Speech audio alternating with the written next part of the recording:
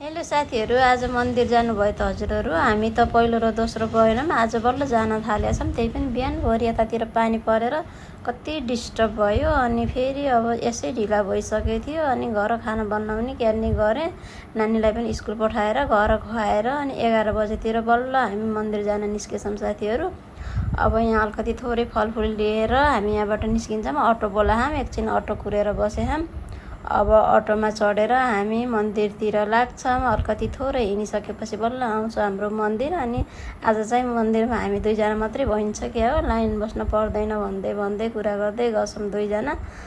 अब हाम्रो मन्दिर पनि आइपुग्यो साथीहरू। अब हामी पूजा गर्नतिर लाग्छौँ। दुईटी भएर मजाले पूजा गरौँ जस्तो भनेर आएको थियौँ त्यस्तै भएछ। कोही हुनुहुन्थेन मन्दिरमा, हामी दुईटी मात्रै। एकैछिनपछि चाहिँ दुईजना अरू आउनुहुन्छ। अनि हामी चाहिँ पूजा गर्न थाल्यौँ। सधैँ भिड भएर कस्तो गाह्रो हुन्थ्यो। अलिअलि मात्रै यसो चढाएर फलफुलहरू चढाएर पूजा गरेर हिँडिन्थ्यो। आज त ढिला गएको, कोही नहुनु भएको।